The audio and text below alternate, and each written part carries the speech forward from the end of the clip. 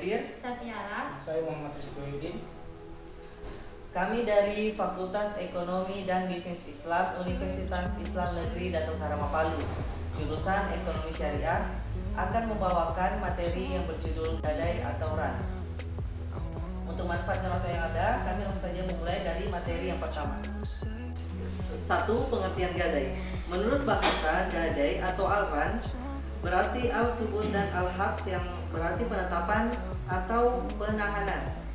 Ada pula yang menjelaskan bahwa ran adalah terkurung dan terjerat. Nah, ran menurut istilah syariat adalah menjadikan benda yang memiliki nilai menurut syariat sebagai jaminan utang. Secara etimologis, ran berarti tetap atau lestari. Sedangkan menurut syara, gadai artinya menyandra sejumlah harta yang diserahkan sebagai jaminan secara hak, tetapi dapat diambil kembali dengan tebusan.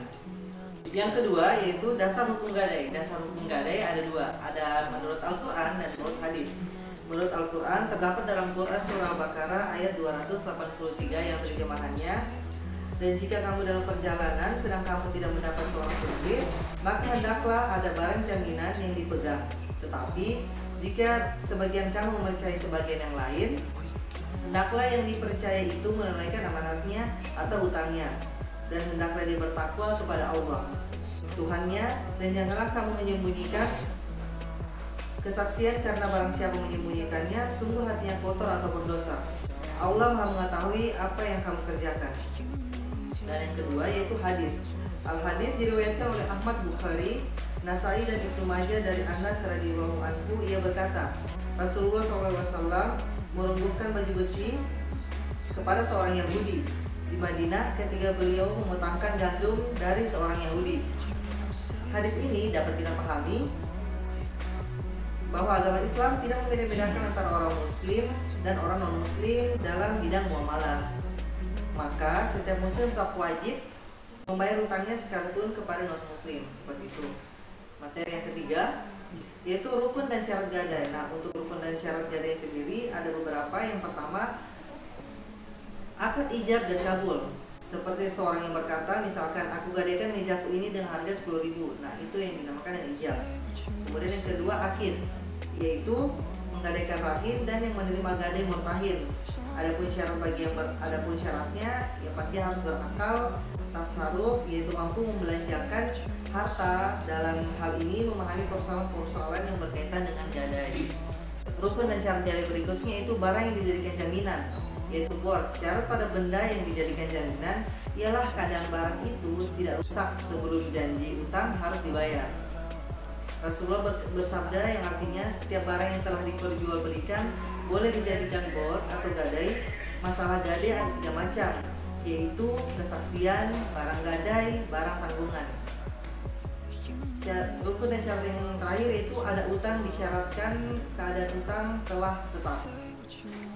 Poin 4. Pengambilan manfaat barang gadai. Dalam pengambilan manfaat barang-barang yang digadaikan, para ulama berbeda pendapat. Di antaranya Jumhur Fuqaha dan Ahmad.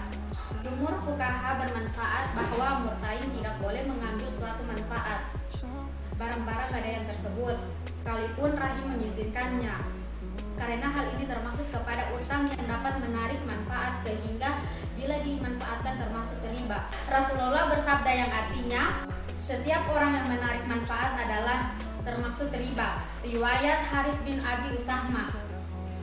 Menurut Imam Ahmad, Ishaq al-Alais dan Al-Hasan, jika barang gadaian berupa kendaraan yang dapat digunakan atau binatang ternak yang dapat diambil susunya, maka penerima gadai dapat mengambil manfaat dari kedua benda gadai tersebut, disesuaikan dengan biaya pemeliharaan yang dikeluarkannya selama kendaraan atau binatang ternak itu ada padanya.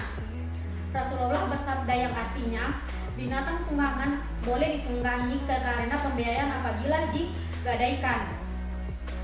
Binatang boleh diambil susunya untuk diminum karena pembiayaannya bila digadaikan bagi orang yang memegang dan meminumnya wajib memberikan biaya. Poin kelima, resiko kerusakan marbun. Bila marbun dihilangkan di bawah penguasaan murtahin, maka murtahin tidak wajib menggantikannya, kecuali bila rusak atau hilangnya itu karena kelalaian murtahin atau karena disia-siakan Umpamanya murtahin bermain-main dengan api, lalu barang itu hilang dicuri orang. Murtahin diwajibkan memelihara sebagaimana layaknya. Bila tidak demikian, ketika ada cacat atau kerusakan apabila hilang menjadi tanggung jawab murtahin. Menurut Hanafi, mahrun yang memegang mahrun menanggung resiko kerusakan mahrun atau kehilangan mahrun. Bila mahrun itu rusak atau hilang, baik karena kelalaian disia-siakan maupun tidak. Demikian pendapat Ahmad Azhar Bashir. Perbedaan dua pendapat tersebut ialah menurut Hanafi murtahin harus menanggung resiko kerusakan atau kehilangan mahrun yang dipegangnya, baik mahrun hilang karena disia-siakan maupun dengan sendirinya. Sedangkan menurut Syafi'iyah murtahin menanggung resiko kehilangan atau kerusakan mahrun bila mahrun itu rusak atau hilang karena disia-siakan murtahin. Poin selanjutnya, penyelesaian gadai. Untuk menjaga supaya tidak ada pihak yang dirugikan dalam gadai tidak boleh diadakan syarat-syarat. Misalkan ketika akad gadai diucapkan, apabila rahim tidak mampu melunasi utangnya hingga waktu yang telah ditentukan, maka marhun menjadi milik murtahin sebagai pembayaran utang.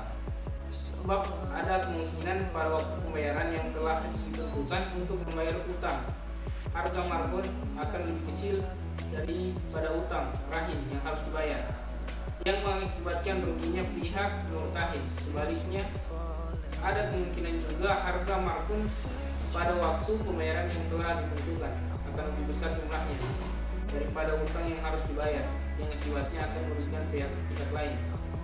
Apabila syarat-syarat seperti di atas diadakan dalam akad gadai itu sah, tetapi syarat-syaratnya batal dan tidak perlu diperhatikan. Apabila pada waktu pembayaran yang telah ditentukan rahim belum membayar utangnya, hak murtahin adalah menjual marhun.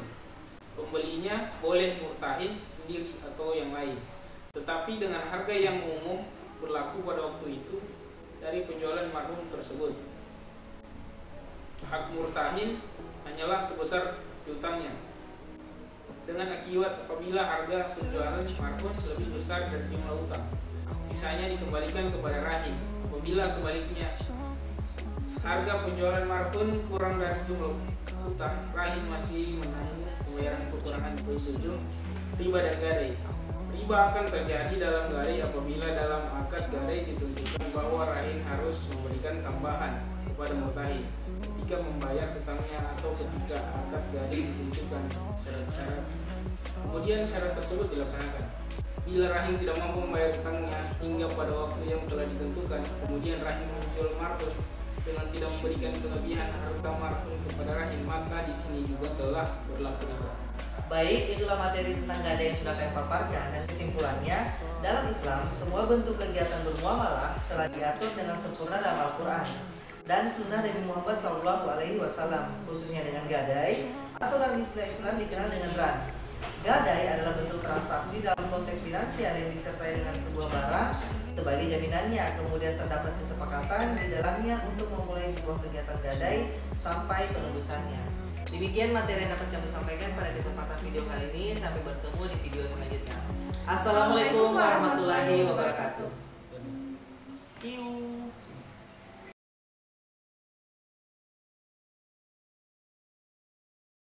23 ya.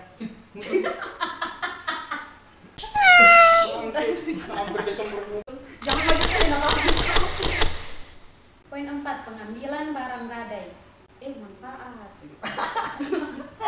Menurut Hanafi, perbedaan kenapa mati banyak kemarin? Check this out.